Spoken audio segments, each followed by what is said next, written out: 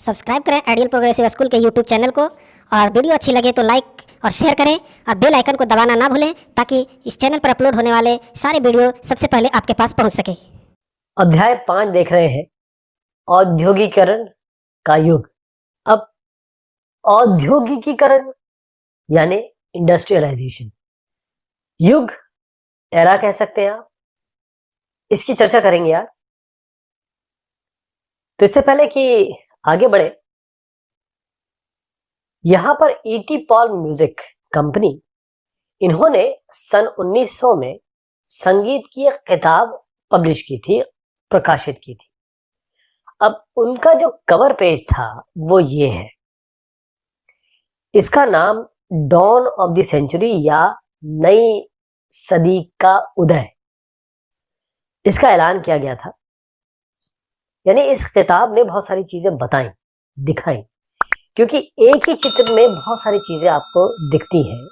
यहाँ पर इनका जो कदम है, पहले तो एक देवी के रूप में इनको दिखाया गया है, और यहाँ पर फरिश्ते के रूप में इनके हाथ में ध्वज है, फरिश्ता है, और यहाँ बहुत सारी मशीनें दिख रही हैं आपको, या ये कहें कि औद्योगिकीकरण के प्रारूप दिख रहे हैं, के इंडिकेशंस दिख रहे हैं।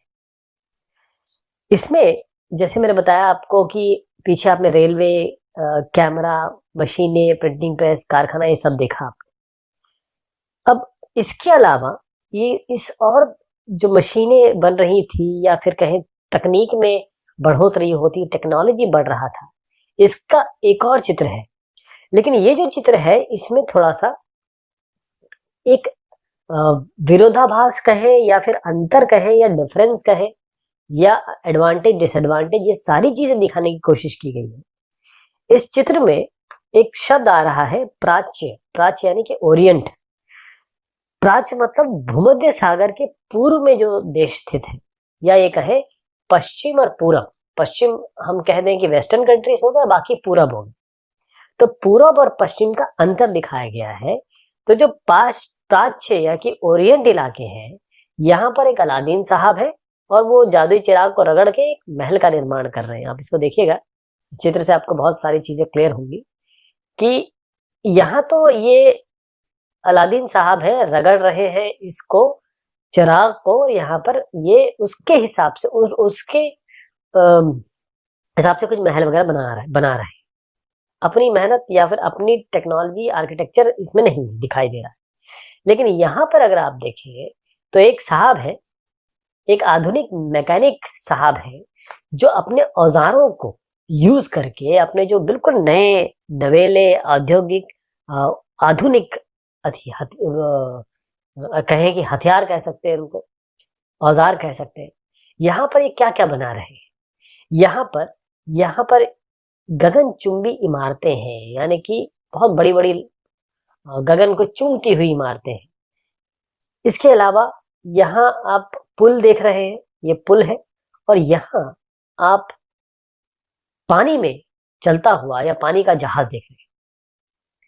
तो ये जो अंतर है, ये बताने की कोशिश की गई है कि कैसे चीजें चेंज हुई या चेंज हो रही है। तो अब आप ये देखें कि ये जो निर्माण हुआ गगनचुंबी इमारतों का या पुलों का विस्तार हुआ, क्या यही समाज का विकास था? क्या इसी को हम समाज का विकास कह सकते हैं? क्या ये जो है ये वाकई में पुराने लोग थे जो ज्यादा चीजें नहीं कर सकते थे, नहीं जानते थे? यहाँ कुछ ऐसी चीज दिखाई गई कि हमने ऐसा ऐसा बना दिया। तो ये छवियां क्यों निकल के आई? औद्योगिकरण जो है उसके लिए क्या आपको हमेशा टेक्नोलॉजी की जरूरत पड़ती है? क्या ये जो मशीनीकरण है इसका गुणगान किया जाए? तो इसके लिए हमको ये सब समझने के लिए हमको जरा बैक में जाना पड़ेगा इतिहास में, और समझना पड़ेगा कि औद्योगिकरण की शुरुआत कैसी हुई, ये चीज आई कैसे। तो इसके लिए हम क्या करेंगे, अगर इस चित्र में कह ही दिया गया है, इन्होंने बता ही दिया गया है कि भाई एक पश्चिम का इलाका है, एक पूरब का इलाका है, तो हम दोनों इलाके ले लेते हैं, पश्चिम भी लेंगे, पूरब भी लेंगे। पश्चिम में एक काम करते हैं, ब्रिटेन ले लेंगे, तो हम बात करेंगे ब्रिटेन की, राष्ट्र ब्रिटेन, ये पहला औद्योगिक राष्ट्र हम लेंगे, और उसके बाद हम अपने देश में आएंगे भारत। वहां देखेंगे कि किस तरीके से, अच्छा ये भारत पे किसका राज्य था, इसी ब्रिटेन का राज था। तो औपनिवेशिक शासन ने कैसे हमारे उद्योग बने, फले फूले, बढ़ावा हुआ, या औद्योगिकरण उस समय हमारे देश में कैसे हो।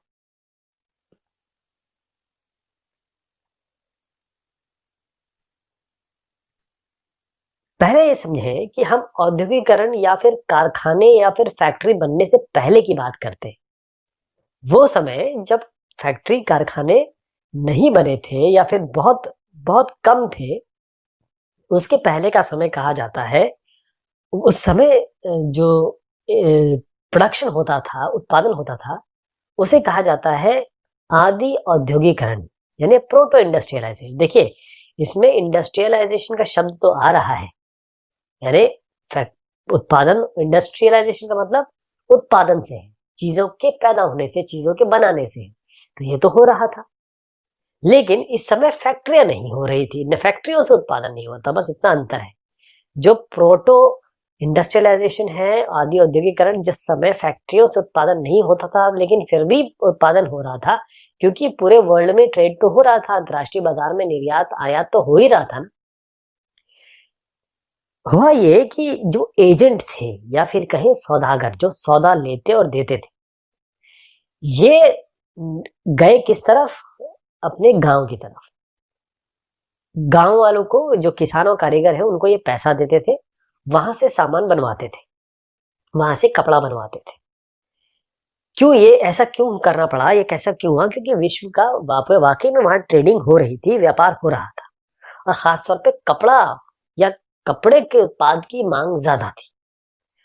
तो शहरों में इसको करना अच्छा, आपका सवाल जरूर यही होगा कि भाई गांव पे क्यों चले गए, शहर में ही करवा लेते। लेकिन शहर की भी अपनी कुछ ऐसी चीजें थी जिसके कारण ये जो सौदागर हो गए या फिर एजेंट हो गए, ये इन्होंने रुख किया गांव का।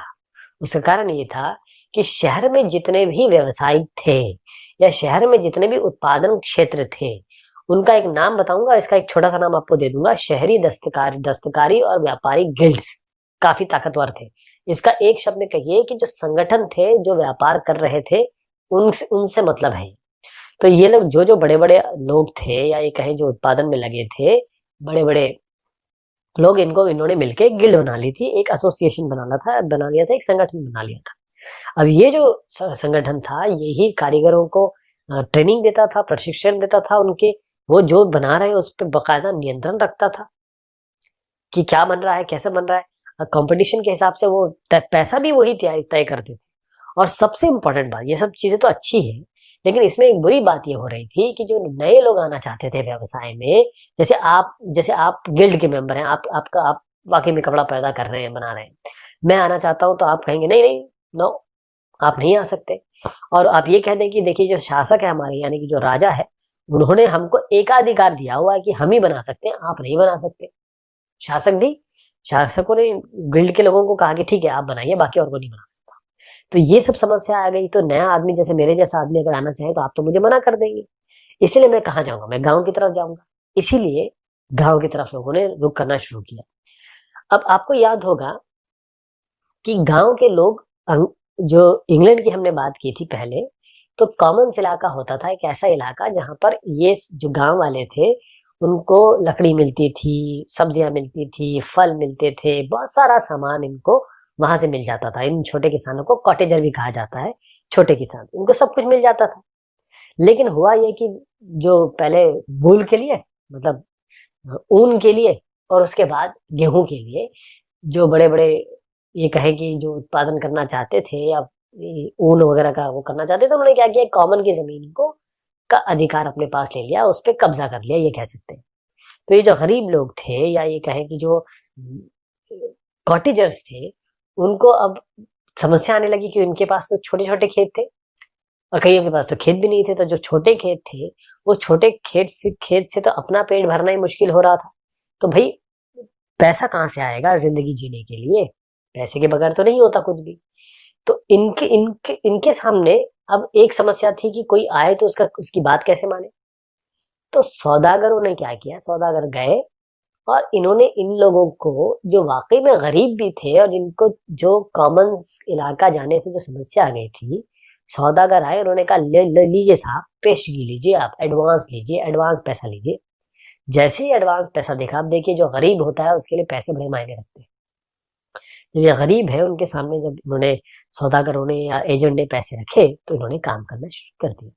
एक एक रीजन और भी था कि अगर ये यहाँ पर अपने खेत पे काम कर रहे हैं और साथ में इन सौदागरों के लिए भी कपड़ा वपड़ा बनाने का या सूत काटने वगैरह का काम कर रहे हैं, तो ये अपने खेत को भी देख पा रहे हैं और इनके पास एक्स्ट्रा मनी भी बन रही है। और गांव में जैसे पहले जमाने में तो बहुत सारे बच्चे या बहुत सारे लोग हुआ करते थे, तो सबके सब जो है वो इस काम में लग जाते थे, मतलब दादा दादी चाचा चाचा नानी सब इस काम में लग जाते थे। यहाँ पर एक चित्र देखिएगा कि ये धागा बनाया जा रहा है। 3 सदस्य घर के लगे हुए हैं अलग अलग इसी काम में, और केवल एक यहाँ पर तकली है, यानी कि एक बहुत ही कम उत्पादन हो रहा है, कहने का तात्पर्य।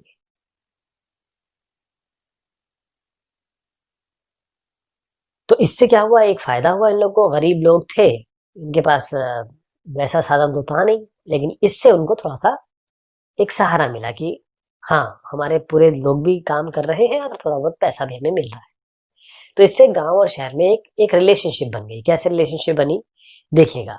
सौदागर कहाँ रहते थे, सौदागर रहते थे शहर में, लेकिन काम कहाँ करते थे, वो देहात में काम करते थे, गांव या जिसे कहें कि देहाती इलाके में काम करते थे। अब एक एक करके देखिएगा। इंग्लैंड का जो कपड़ा व्यवसायी है, जिसे स्टेपलर्स कहा जाता था, जो रेशो के हिसाब से उनको स्टेपल करता था या छांटता था, रेशे अलग करता था, इसका मतलब ये होगा।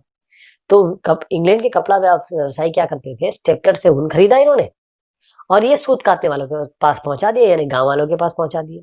गांव वालों ने धागा बना के दे दिया इनको, और उसके बाद वो इसको ले जाते थे फुलर्स के पास। फुलर वो होते हैं जो फुल करता है, यानी कि चुन्नटों के सहारे कपड़े को समेटता है, कपड़े यहाँ से बनना शुरू होते हैं। अब इसके बाद उसको रंग साजों के पास ले जाता था कि कपड़ों को रंग किया जा सके, और उसके बाद फाइनली ये जाता था एक्सपोर्टर्स के पास, निर्यातक के पास, ताकि वो फाइनली अंतर्राष्ट्रीय बाजार में इसको बेच सके। और ये सारा फिनिशिंग का काम जो होता था, आखिर फिनिशिंग का काम जो होता था, वो लंदन में होता था। इसलिए ये लाइन बहुत जरूरी है कि लंदन को फिनिशिंग सेंटर माने जाना लगा, ये आपको ध्यान रखना है। London was a finishing centre. तो इस तरीके से लोगों का काम भी बना, और जो सौदागर थे उनके पास काफी सैकड़ों मजदूर होते थे, ताकि जैसे उनको जरूरत पड़े वो लोगों को काम पे लगा सके। ये जो समय बताया मैंने, ये आपको बताया प्रोटो इंडस्ट्रियलाइजेशन या आदि जो औद्योगिकरण है उसका समय था। अब आते हैं कारखानों का उदय। कारखाने, अब ये कारखाने का चित्र देखिए। ये लंकाशायर का कि एक कॉटन मिल है, और जो इसमें लाइटें रात को जलती थी और जो धड़धड़ काम होता था, ये जो लोग हैं इनके लिए बहुत बड़ी चीज होती थी, आंखें इनकी चुंधिया जाती थी, क्योंकि उस समय ये चीजें आना एक बहुत बड़ी बात हो गई थी। तो इंग्लैंड में 1730 के दशक में कारखाने खुले, लेकिन इनका जो बढ़ोतरी हुई जबरदस्त, वो 18वीं सदी के आखिर में हुई। तो सबसे पहले कपास जो है वो कॉटन, ये पहली चीज थी, और इसमें 19वीं सदी के आखिर में तो जबरदस्त इसमें कपास में बढ़ोतरी हुई। 1760 में अगर आप देखें तो ब्रिटेन अपने कपास उद्योग की जरूरत को पूरा करने के लिए कितना आयात करता था कच्चे कपास का, 25 लाख। मात्र 17 साल का अंतर मैं बताता हूं आपको, 17 साल के अंदर ही जो ये कच्चा कपास मंगा रहे थे इंग्लैंड वाले, वो हो गए 220 लाख, यानी कि करीबन 9 गुना, 10 गुना करीब, 9 गुना करीब तो ही रहे। इतना ज्यादा इन्होंने, मतलब इतनी ज्यादा कारखाने लग गए थे, इतने ज्यादा प्रोडक्शन हो रहा था, निर्यात हो रहा था, 220 लाख पाउंड ये कच्चा कपास मंगाते थे। तो ये जो इजाफा है, इसके कुछ ये जो बढ़ रहा था, इतना नंबर जो बताया मैंने, उसका कारण क्या, ये बदलाव हो क्यों रहे थे? उसका कारण ये है आविष्कार, इन्वेंशंस, यानी कि जब सब कॉर्डिंग करना, कॉर्ड बनाना, कताई करना, ऐंठना कपड़ों को या लपेटना, हर जगह पे आविष्कार हुए। तो उससे क्या हुआ कि जो एक मजदूर जितना बनाता था, एक मजदूर उससे ज्यादा बनाने लगा। जो धागे हैं, रेशे हैं, वो पहले से ज्यादा मजबूत हो गए, तगड़े हो गए। उसके बाद रिचर्ड आर्कराइट साहब जो है, रिचर्ड आर्कसाइड राइट साहब ने क्या किया, एक बाकायदा सूती मिल का कॉन्सेप्ट दे दिया कि कॉटन मिल, ये कॉटन मिल कैसी लगाई जाए, कैसी बनी जाए। तो जो उत्पादन हो रहा था कपड़े का, वो तो कहाँ से हो रहा था, वो अभी तक देहात में था, लोग अपने घर पे काम करते थे, महंगी मशीन तो नहीं ले सकते थे वो। लेकिन अब महंगी मशीनों को लेके बाकायदा एक कारखाने में, एक बिल्डिंग में, एक जगह पे लगाया गया, और ये कारखाने में सारा काम एक ही छत के नीचे होता था।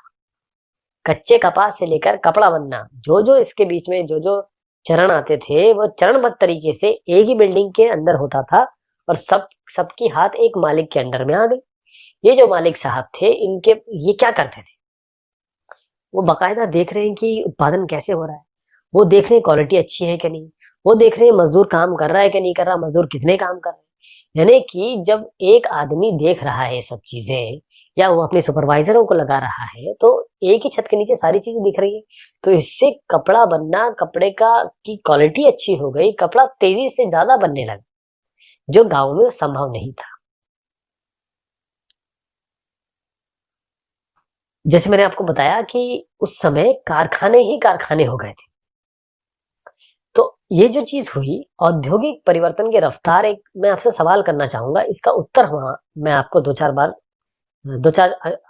कह पार्ट्स में दूंगा।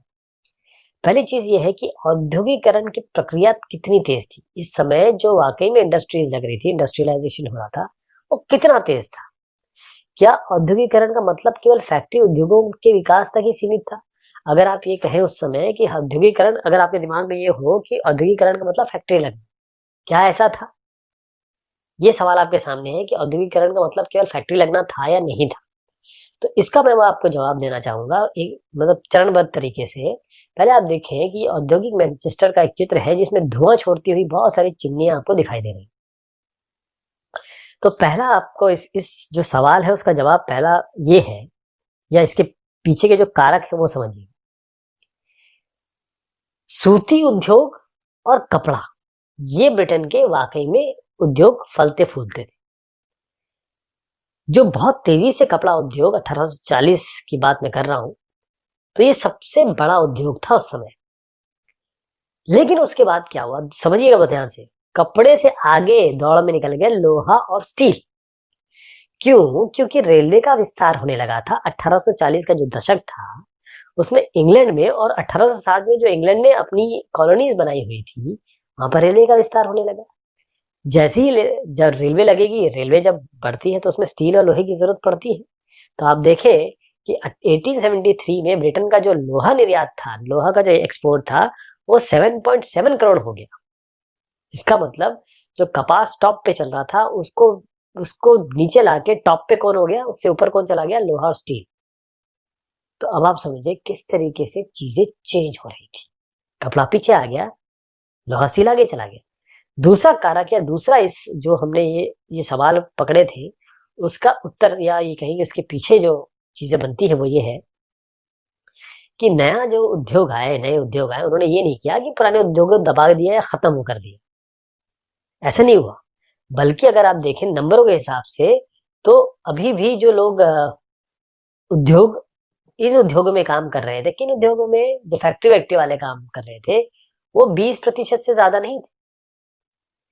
कपड़ा उद्योग वाकई में एक गतिशील उद्योग था, और ये अभी भी घरेलू इकाइयों में चल रहा था। ऐसा नहीं कि वो खत्म हो गई, कि कपड़े बनने वो शुरू हो गए फैक्ट्रियों में तो सब बेरोजगार हो गए, ऐसा नहीं, लोग अभी भी कर रहे थे। तीसरा ये था कि जो पहले के उद्योग थे, उसके उसमें जो भाप से चल रहे थे उद्योग, आपको एक चित्र दिखाऊंगा, इसमें ये भाप से उद्योग चल रहा है, और किस तरह भाप की ताकत से ये जो बड़े बड़े पहिए हैं, ये घूमते हैं, और बहुत सारी तकलियां एक साथ बन जाती। तो यहां हुआ ये कि जो भाप से चलने वाली जो चीजें आई, तो उससे सूती और धातु उद्योगों का मतलब ये नहीं कि भाई सूती और धातु बन रहा है, भाप से चल रहा है, तो जो परंपरागत उद्योग है, या पहले से चले आ रहे हैं, वो ठहराव में चले गए या वो खत्म हो गए, ऐसा नहीं। इसका मतलब ये है कि चाहे वो फूड प्रोडक्शन हो, किसी चीज का निर्माण हो रहा हो, पॉटरी बन रही हो, कांच का काम हो, चर्म शोधन यानी कि स्किन चमड़ा उद्योग हो, फर्नीचर बन रहा था, औजार हो रहा था, इसमें ऐसी कई जगह थी जहां पर ये जो भाप की बात अभी मैं करूंगा आपके सामने, लेकिन ये जो गैर मशीनी क्षेत्र जहाँ थे, जहां पर मशीनों का उपयोग नहीं हो रहा था या उसकी जरूरत इतनी ज्यादा नहीं लग रही थी, वहां पर भी काम हो रहा था, क्योंकि वहां पर छोटे छोटे आविष्कार हो गए थे। देखिए, बहुत बड़ी चीज बनना तो ठीक है, वो तो आविष्कार हम आगे देखे ही देखेंगे, लेकिन हर जगह छोटे छोटे आविष्कार भी तो हो रहे थे। चौथी चीज ये थी कि जो टेक्नोलॉजी आ रही थी या फिर उसमें जो चेंज हो रहे थे वो बहुत तेजी से नहीं आ रहे थे।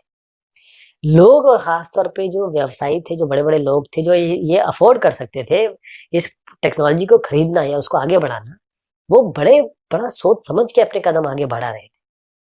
यानी ऐसा नहीं कि जैसे आविष्कारक जो है, जिन्होंने इन्वेंट किया या फिर जो निर्माता है, उन्होंने कहा हमारी चीज बेस्ट है, उस तरीके से ये नहीं ले रहे थे, क्योंकि ये मशीनें शुरुआती थी तो खराब भी हो रही थी, इनकी मरम्मत भी करनी पड़ रही थी, उसके लिए इनको जबरदस्त पैसा लग रहा था। हम्म? अब ये इंग्लैंड का एक रेलवे कारखाना है, उसमें फिटिंग शॉप है। तो यहाँ पर नए लोकोमोटिव इंजन बनाए जाते थे और पुरानों की मरम्मत भी की जाती थी। तो क्योंकि नए बन रहे हैं और दिक्कत आती थी, इसलिए उनका मरम्मत भी की जाती थी। ये जो चीज मैंने आपको बताई है ना, इसको मैं जरा समझाता हूँ भाप के इंजन का उदाहरण लेके, क्योंकि मैंने यहाँ पर यहाँ पर भाप का के बारे में यहाँ बात की थी। तो भाप का इंजन का उदाहरण लेते हैं। हुआ ये कि न्यू कॉमन साहब ने भाप का इंजन बनाया था शुरुआती तौर पे। जेम्स वाट साहब ने इसको ठीक किया, सुधार किया। तो जेम्स वाट साहब का ही नाम इसमें ज्यादा लिया जाता है, इसीलिए 1871 में इन्होंने इसको पेटेंट करा लिया, यानी कि अब और कोई इस चीज को नहीं बना सकता उनकी बगैर आज्ञा लिए, और ले भी नहीं सकता। लेकिन अब देखें कि इसका उत्पादन किसने किया। उनके एक दोस्त थे जेम्स वाट साहब के, मैथ्यू बोल्टन साहब। उनको कोई खरीदारी नहीं मिला। अब देखिए, थोड़े बहुत खरीदार मिले 19वीं सदी के शुरुआत तक। पूरे इंग्लैंड में जो भाप के इंजन थे, स्टीम से जो इंजन चलता था, वो केवल 321 ही थे। 80 सूती इंजन सूती उद्योग में लगे थे, 9 ऊन उद्योग में, बाकी जो इधर उधर यानी कि खनन, कहीं निर्माण हो रहा है, कहीं लोहे का काम हो रहा है, वहां थे। कहने का मतलब कि भाप के इंजन की शुरुआती लोगों ने इसका, जेम्स वाट साहब ने बना भी दिया, इसका उत्पादन भी कर दिया मैथ्यू बोल्टन साहब ने बाकायदा, लेकिन इसका इस्तेमाल नहीं हो रहा था। लोग इसको नहीं ले रहे थे, क्योंकि सब हिचकिचा रहे थे। नई जो चीज आती है, लोग हिचकिचाते हैं जब तक वो पूरी तरीके से अपने आप को प्रूव ना करते, या किसी तरीके से आप किसी से सुन लेंगे हाँ बहुत अच्छा काम किया। इन सबको बताने का मेरा एक ही कारण था कि जब ये काम हो रहा था, तो ऐसा नहीं था कि परंपरागत कारीगर जो हाथ से कर रहे थे या छोटी औजारों से, छोटी मशीनों से कर रहे थे, या मजदूर ऐसे काम कर रहे थे, वो बिल्कुल बेकार हो गए। ऐसा नहीं, उनका भी समय था, वो भी काम कर रहे थे। तो ये पहला पार्ट लिया हमने, इसी चीज को हम आगे बढ़ाएंगे। तब तक के लिए शुक्रिया, मेहरबानी आप सभी की।